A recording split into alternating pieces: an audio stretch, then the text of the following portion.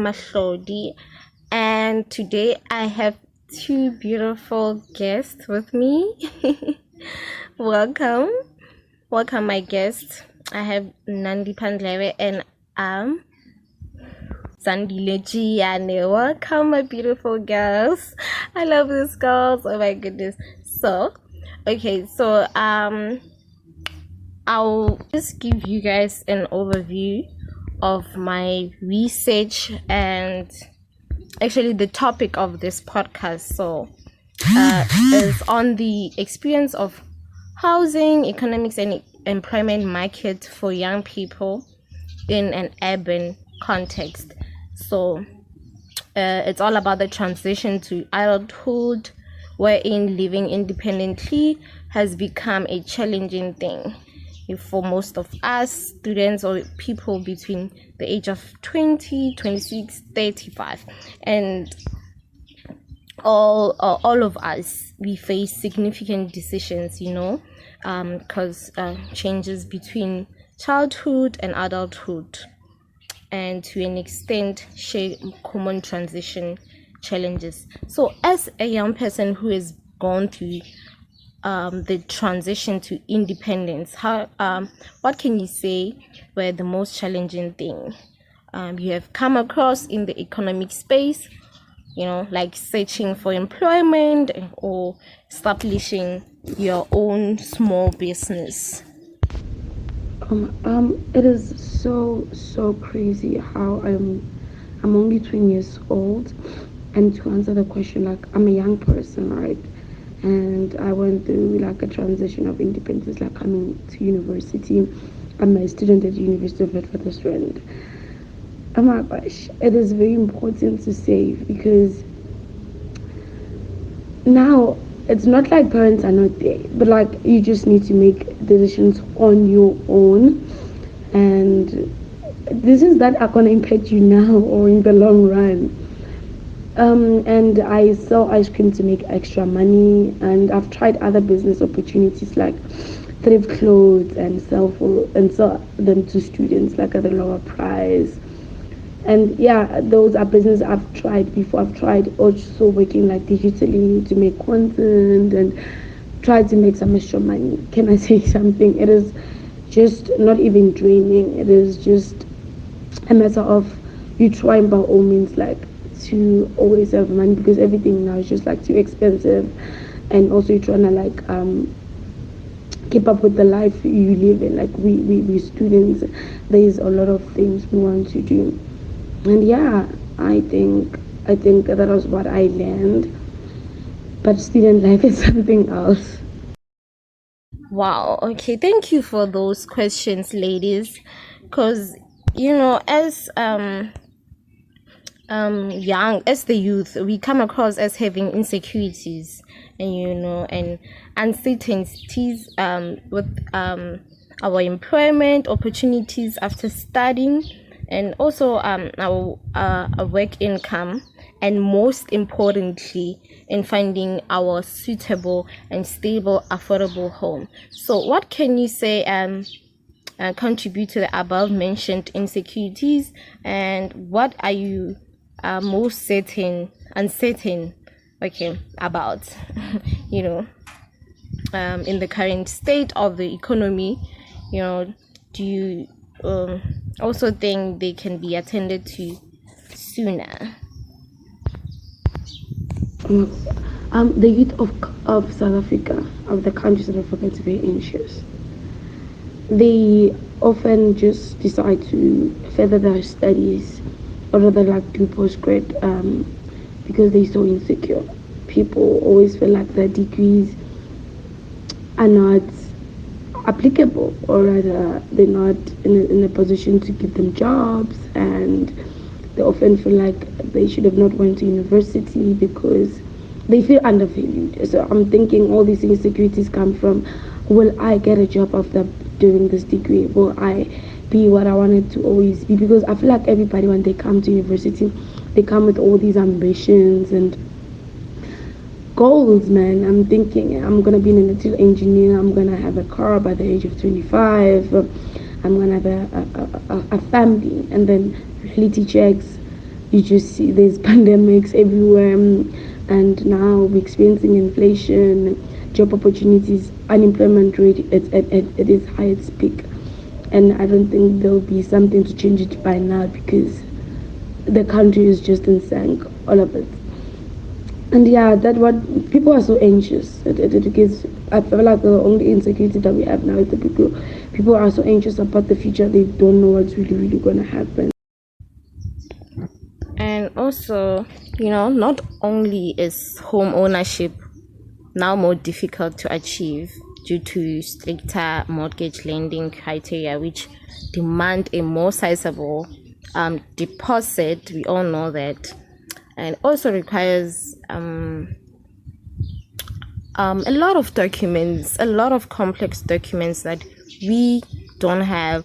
Like me, I was looking for a place to rent during the beginning of the year, and unfortunately I couldn't. It was a struggle because they required a pay slip I don't have, and I have to pay a deposit and also another fee on top of that, and other fees, other services rates on top of it. And it was because I just wanted a suitable or just an affordable place to live, as I come to further my studies and the employment, the job that I had. So it was a challenge because I also had to rely on my family support. It was quite a challenge. So, but also access to social housing is more limited due to public sector cuts that have restricted new development and resulted in allocation policies geared towards the most vulnerable.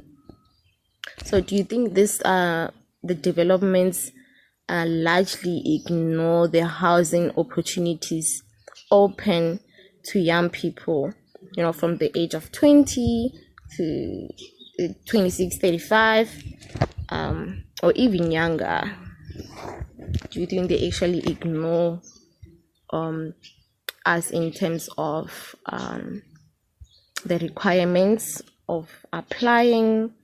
And I agree. I feel as though the youth ends up depending on states' giveaway homes, and some are remaining in their parental homes for longer and are boomeranging, as the term, back and forth between the parental homes and independent living. So they are alternating between the two. And those who unfortunately cannot rely on their family's safety nets or don't have deposits are incredibly vulnerable and have to end up living in shanty accommodations, unfortunately. In every step of finding property, I think a background research is very important, because property developers just develop homes for their own beneficial aim. And I think it's very important. I think as an urban planner, because I'm an aspiring urban planner, it's very, very important, like, to look at our aspects, especially like in housing. We often find that the houses that are built using like a cheap material in order to cut cost, and they often fail. By failing, I mean they often have issues, and now you have to compensate as a tenant or rather as an owner, which is really, really bad. And as a planner, I just feel like there's so many things that are done without consultations with us, especially in the development and construction like aspects. People just like often build without like consulting with us, and because we are doing the basis of it, like we we come up with ideas, we sit down and we just like come up with like ideas to say, no, this is what we need to do, this is a plan that has to do this, the topography of this place, and this is how things need to be built. And I feel like most of the time people just don't follow those things. People just want to build and make money. So yeah. I really like that you brought that, because the developers, or yeah, the current developments tends to just ignore some features of planning, and there must be an awareness of that, because we can't be having failure of buildings and just failure in our country or in our generation. We need to advocate for that, and we need to as planners, we need to engage and talk, just have a conversation together like now on this podcast, have a conversation together on how we can maneuver around things, and how we can also maneuver in the economy. So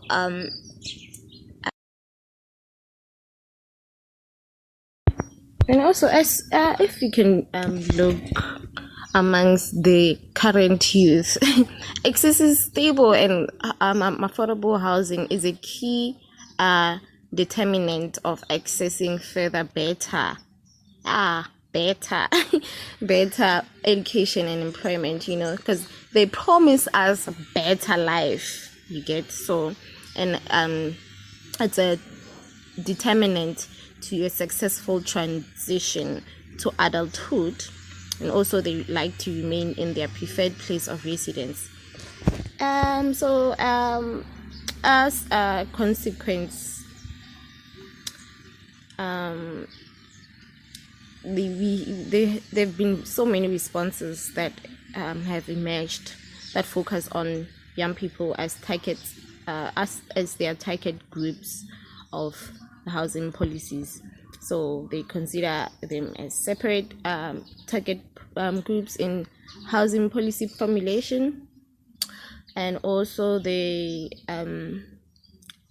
establish responses in which housing policy and programs are key levers of for achieving positive outcomes for young people. So for the sake of this podcast, I would actually like to raise a suggestion to the table, for the financial assistance for students to actually assist in access to rental accommodations, which might impact them in a long term, particularly after completion of studies, to also avoid homelessness, rather than student accommodation, which is leased for, most of them are leased for less than a year, for 10 months. So they could implement this, because they actually pay a lot of monthly rents, which is equivalent to the rent to buy and the rental accommodations, which one could stay or remain in, for longer, unlike changing student accommodations every year. It's just a suggestion, it's just a suggestion. So as a student and a planner, do you think that it may have positive outcomes, and if not, what might be the implications to this? The housing markets are inherently spatial. So with house prices, rental costs, and tenure structures. So the introduction of rentals or rent to own to students, or rather people or graduates, using financial assistance from private companies or bursaries could also ensure that more developments of livable environments and neighborhoods which encourage inclusion, affordability, are being established. So this will encourage a new economy, an economy that is sustained by young people. And this is a good initiative rather, because young people are going to be employed, and this economy will further grow. So I think that's a very good idea. So I've invited you as a planner to just give us your perspective on the topics that we'll be discussing. So now on still on that. So I read an article about the housing market connected to the labor market and education. So what are your thoughts on that? The educational opportunities are connected with the experience of the housing market. That is, the youth is required, as we are upcoming new buyers, we need to receive education, about the market. So, like as planners, we've received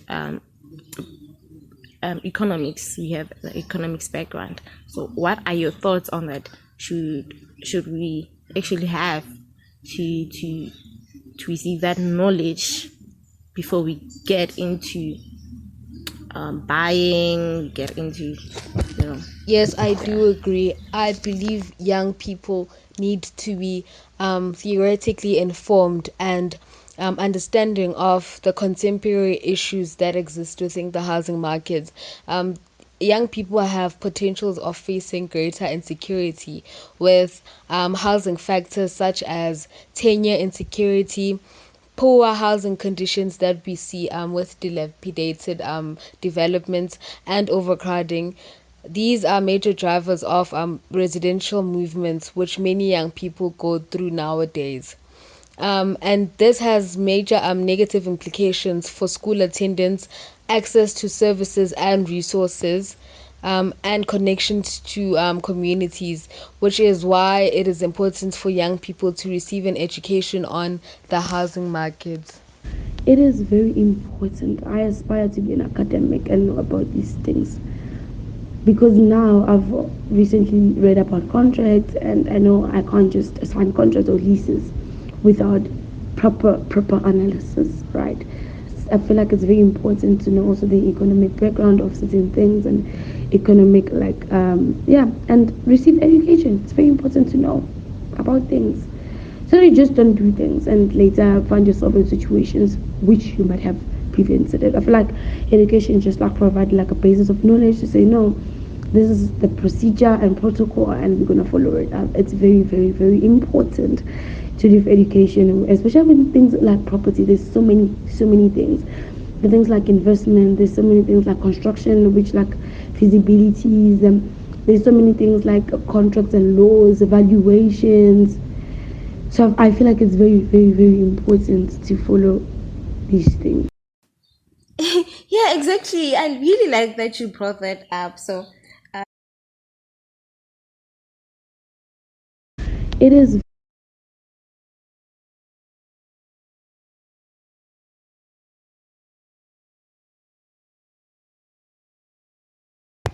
okay, so I'll have to ask this, Zandile.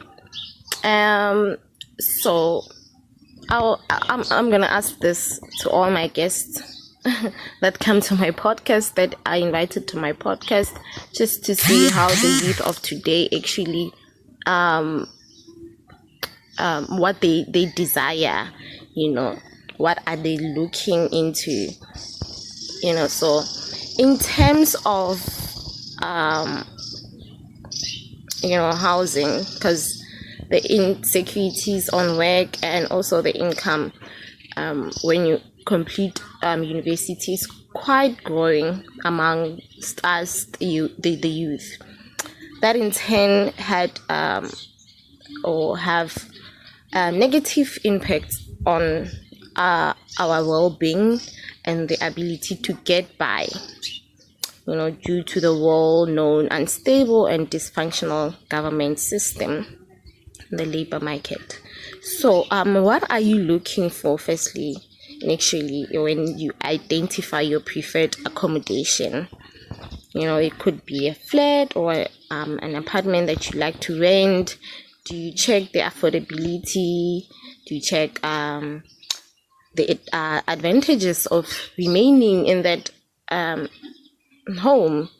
And also in health related aspects, do you check the housing, the condition of the house, its performance, or the temperatures of the rooms, the exposure to things like chemicals? So moreover, do you check like the current population, if there isn't housing, like household crowding, to avoid living comfortably?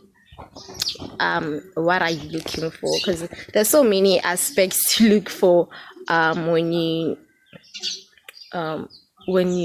want or you are seeking for your affordable or suitable accommodation. So when considering having accommodation, or rather renting a place to live, I first look at the most important factor, which is the pricing. So would I be able to afford rent? And if not, if it is above my price range, then it's probably going to be factored out, understandably so. And then I factor in access. Is it in close proximity to places of work, to places of entertainment? And would I be able to travel back and to without spending large amounts on transport fare? I feel like that is one of the most important aspects of accommodation. If you have to spend a lot of money to travel to work and places of entertainment, then that is very much counterproductive.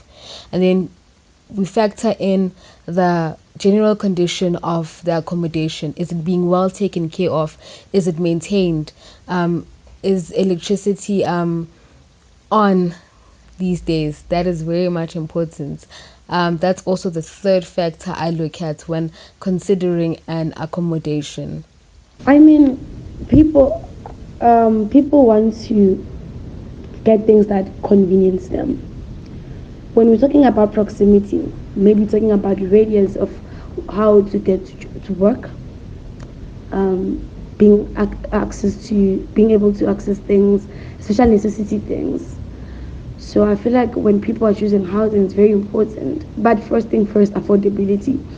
I mean, like, not everybody afford like the same range of like property.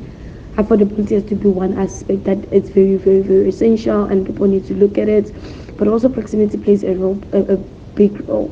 I mean, if you are just like not far from your work, which means you're gonna cut cost of petrol with all this inflation going on, obviously. And proximity also, when I talked about necessity, I mean like things like shops and like things that you need like on daily basis, like kids, their school not being far away, so that you can cut costs also. So I think it's very important to look at those aspects. And buyers and accommodation, people interested in buying accommodation, they should also look at this aspects, like the people who are around the Takan market. If the students, how they can make like prices affordable around, so that they can attract more customers. They should like look at things like recreation. Like people are most often attracted by certain things like recreation, like how Bram is, like it's a very vibrant place and everybody wants to be in Bram. So as a tenant, I know I'm gonna catch a bus by Pick and Pay, or rather like a drink by Mangrove, and maybe a live band music by Mr. Hotel, like all this comfortability and luxuries. I think people love nice things. So yeah, these are the things we need to look at. With all the factors such as corruption, the poor management and administration in the government, heavy student loans that limits young people to take home or car credits and other things happening. As a planner, what is the most sustainable way for the youth to actually maneuver in the whole system, in the whole system, in the whole economic system, employment and housing? How can we actually do that? Thank you for choosing me as one of your panelists. Never wanted that to come between me and my destiny. I want to go from a township, right? And I've never wanted that to come between me and my destiny. I want always to be remembered as someone who made change. I'm very intentional with my conversation I have with people. I always want to leave people feeling some kind of like safe. I want to be remembered as a girl who followed his dreams and as a girl who made it against all odds. And I hope I come back to your podcast one day and I said this, and now I'm at a certain level in my life, which I believe I'm going to be. I want to be remembered as a black girl who believed that there is hope and things are possible. And also I want to be remembered as a town planner that went to the University of Witwatersrand, and my name is Nandi, by the way. And yeah, I think we can make a change as a youth. It's very, very critical now that we made a change. This whole corruption thing has landed us in situations I don't think everybody has predicted. We knew these are gonna happen, but I think as a youth we must just take a stand. Thank you so much for having me. Thank you, everyone, and thank you to my most beautiful girls for honoring my invitation to this podcast with Mahlari, chilling with me.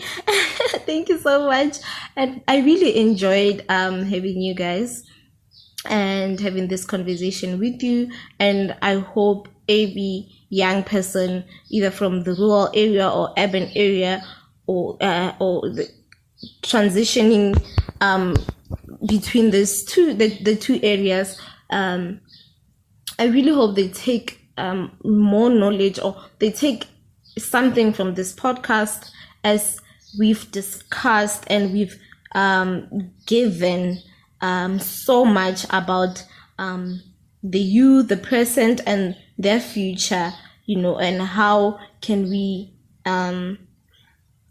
build a sustainable future for this generation, And also, I thank you so much. I really don't know how much to thank you, and I hope anyone listening to this will take something from it in general. So I would like to thank my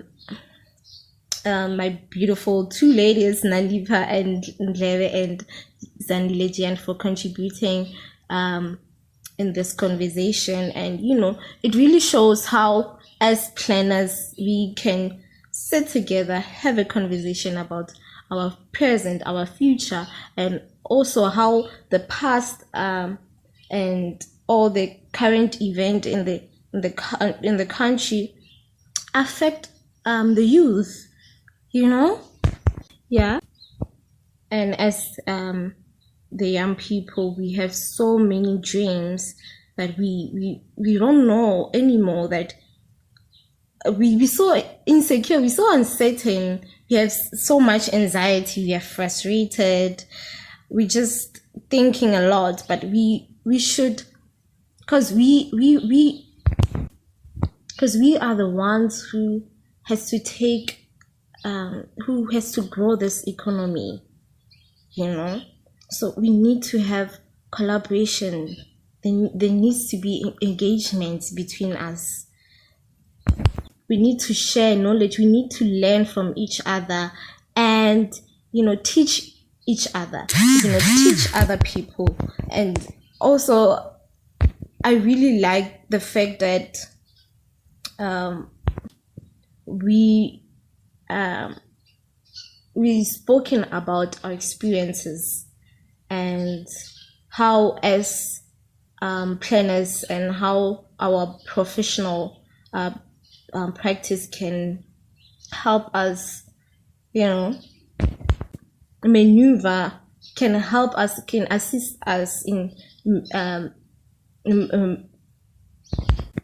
changing our country, which is very important. Planning is a very important tool that most people don't recognize. I don't know why. People need to actually take planning as an important tool, start taking planning as an important tool. Thank you so much, ladies. And I hope you stay tuned for more podcasts, for more episodes, for more conversation around education, around the youth and the experience, and how important is having conversation like